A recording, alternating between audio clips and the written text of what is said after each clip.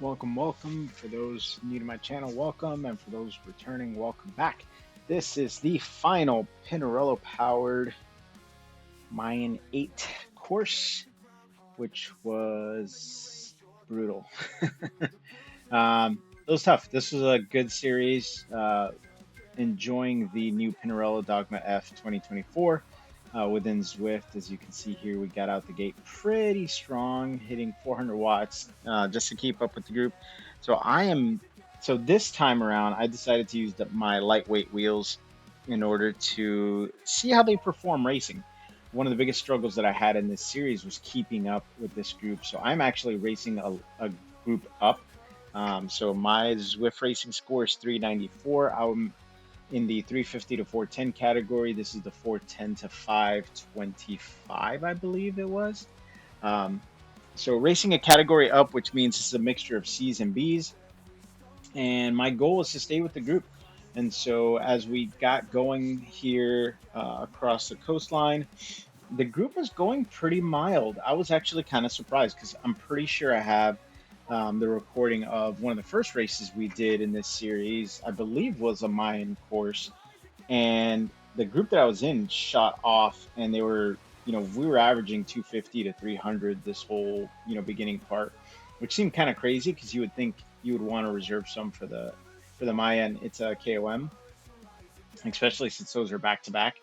But this group was pretty tame. As you can see, I'm hitting 150, 170, and then really hovering in the 200 range. So I was happy about that. I wasn't sure if it felt like I was doing better because I was on the lightweight wheels or if because this group is just going mild. But as I've been testing the different wheel choices out, I'm seeing that it really is this group was just being mild, which was great. And so went through the first sprint banner here and got the feather, which I was praying for because, as you can see, this person just lit up their steamroller while watching others race. And I will link to the Discord groups that I'm on, um, so you can go through there. Obviously get yourself signed up. Go through there or get yourself connected. Go through there, and you'll see some of the other racers that go through their content um, and watch their videos. And because I race Monday evenings, Monday afternoons, Eastern time. I usually watch their videos during the day so I can kind of recon what what the race is going to be like. And so just going through here, going through the Mayan temples, which I absolutely love this area. I love the way they did it. I love the aesthetics of it. I love the cultural representation that they put into it in order to make this area pretty accurate. And so hitting this sprint here and hitting that 2-3% incline, which again on the lightweight wheels felt good. I felt like I had no issues keeping up with the group at this point. My goal going into this race was to get essentially get out of the jungle with the group. And so, at this point, knowing that, we're getting closer to the jungle, knowing that, the group is still together, I end up, for whatever reason, floating off to the front. Didn't intend to, so I just let myself fall back into the front group so that way, or the group period, because I don't think there was anyone behind this. Um, and so I just stayed with the group as best I can as we're going through these little undulations. And, again, it felt good. It felt like, we were going at a good pace, starting to hit a little bit faster, faster speeds here, a little bit higher wattage, dipping into the mid 200s, low 300s on some of those little hills. But as you can see, still hovering in the low 200s, upper 100s for, um, for the average pace for the flats. And so this is definitely the right time to use your steamroller if you got it, because it's supposed to help flatten or lower the rolling resistance on non-flat surfaces. So like the gravel and the cobblestone stuff like that. Um, so it doesn't work everywhere, but it definitely, in situations like that, it can help. And as you can see, the group started to pull away a little bit on me there. So I did my best to just keep holding on to the back, push a little bit hard, knowing that we were going to start the climb out of the jungle. And, I pushed myself a little bit harder so that way I can keep up with the group and just stay, do my best to stay off the back. Because, like I said, my goal was to get out of the jungle with this front group. And as you can see, little by little, we're starting to drop a few people here and there, as well as, a couple people stretching out. And so, what I want to point out is there's the rider behind me, a penny farthing. Keep an eye on that name because that name um, will basically stay. He and I will stay together for almost the rest of the race. Um, and so you see Peter Twig in the back. I don't know why Peter Twig was going back there because he is such a strong rider. Um, Truly at the top of this class when it comes to the score. Um, and one of the strongest in this bunch. So he starts to pull forward, and obviously I'm doing my best to stay on his wheel because he's part of that Kaboom family uh, Discord group, and so I figured if I could stay on his wheel, then that'll help me get out of the jungle with the group. And so you see here, some of the people start coming back forward, including a penny farthing. I pushed a little bit hard to get on the back of the group here, and as you can see by my heart rate in the mid 170s, low 170s, I am suffering. It is definitely at my max for me to keep on this front group as they slowly start to pull ahead at the top of at the top of this part, getting out of the jungle. And so I was starting to get worried, but you know what, I kept them in my sights. I see them pulling away, and my thought here was, let me keep them in my sights. Let me, stay within the 200 to 250 watt range as we get out of the jungle, and hope that that will keep me close enough to where I can make up some time on the climb. Again, I'm on my lightweight wheels. This Pinarello is a great bike for climbing. They're really not that far ahead of me. They're about 8 seconds right now ahead of me.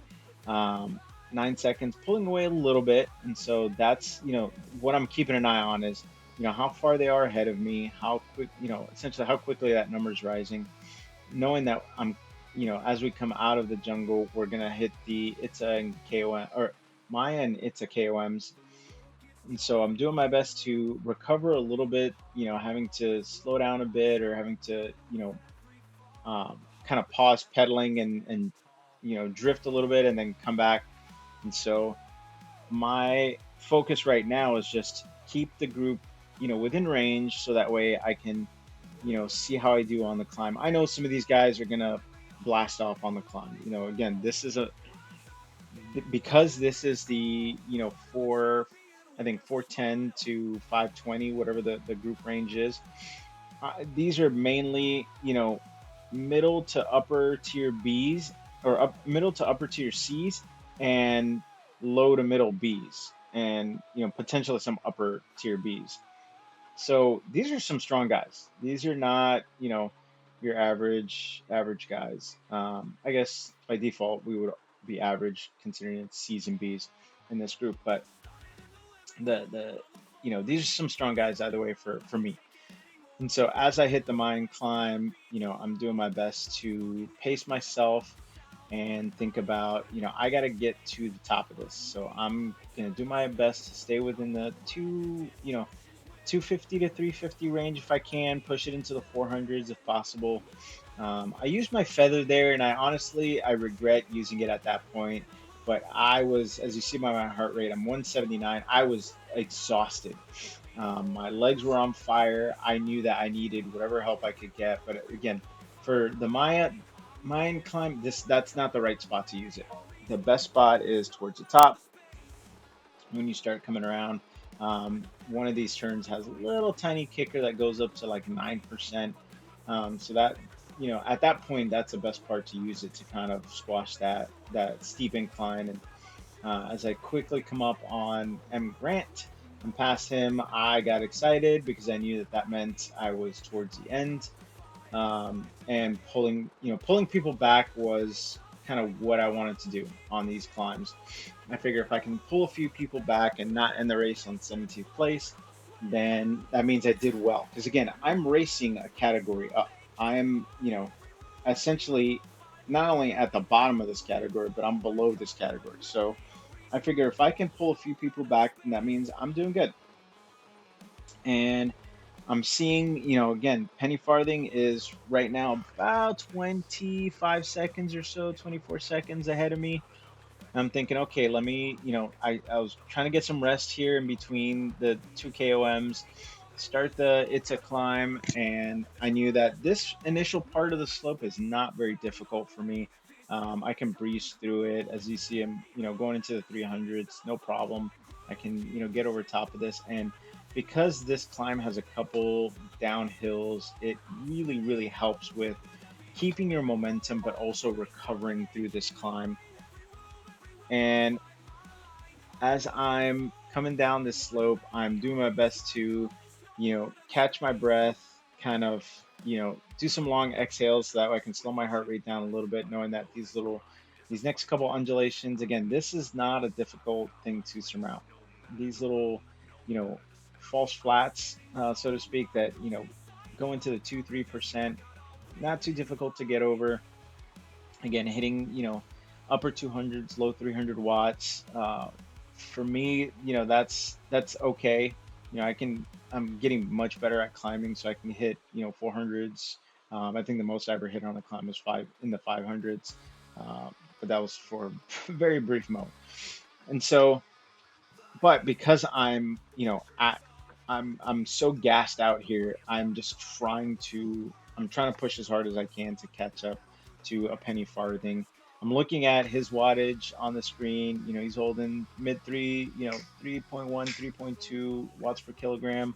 And I'm looking at myself and looking where I'm at. And every time I see his number drop, I try and, push a little harder so that way I can catch up.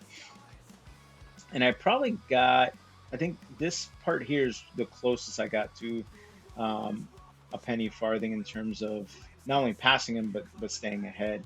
And so right now I'm about 20 seconds out from him, and I know this is the hardest part of both of these climbs. And really, this is where I should have kept my feather for, because this is at least up towards the top of this. There's a part where you hit some really steep 8-9%, and it holds for for a few meters. So it's if you're not if you don't have it in your legs, you're gonna stall out. And that's what I focus on when I'm going around these corners. Is I know where that high percentage is at right here. And so I hit it and just did my best to flow through it. And so I am again keeping an eye on penny farthing, thinking, okay, I'm within 20 seconds. I can pull him back. I can, get to the top of this climb. Almost done and out of the it's a KOM. And as I go through, I switch into my big ring, thinking, okay, let me time trial to the top of the um, top of the grade. So that way, once I hit the grade, and I push a little hard to go down the grade, I can kind of coast and spend a little bit of time recovering. And you can see the shine on my shirt because I am that sweaty. It was hot in the garage, but also, just I was doing my best to try and keep up. I don't even think I realized I got the steamroller here. So again, putting a hard push to get out of the grade. I used my steamroller over this cobblestone section, hoping that it helped, which I felt like it did at the moment. I honestly, maybe I could or couldn't tell whether or not it was helping, and maybe anything helped at that point.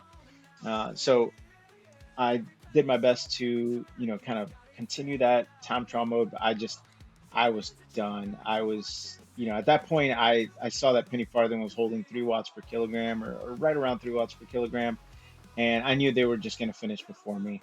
This last 2.5 or so kilometers from the grade to the finish point, I feel like are the absolute worst for me. It's such a hard, I don't know, it's such a hard part of the stage for me to surmount, because it's just flat. And so you have to really put high wattage to get good speed, especially if you're trying to catch somebody. Which again, I initially went, into this section thinking I could catch him, but just after a little bit realized he was holding that 20 plus 20, almost 30-second lead ahead of me. And, I knew I wasn't going to catch him in those 2.5 kilometers. So just doing my best to, get over this last bit and basically finish strong, knowing the Acropolis sprint is coming up. And the last time I went through there, it looks like it was at 40 seconds. Um, and so I was going to, push as hard as I can to get a decent time, but I was just completely gassed out. I had to stop a couple times, but ultimately I did push through and finish this stage. And oh boy, oh boy, oh boy, was it tough. I was absolutely exhausted. Congrats to Peter Twig and all the other guys that we were racing with. Did a fantastic job. JD as well was in this race. He's, I think, somewhere in the teens, low teens, um, or maybe top 10 somewhere in there. So uh, it was just absolutely fantastic, great race, and then ultimately ended up with the new Pinarello color after this was done, which is part of the reason why they had this series. So wanted to share. Here you go.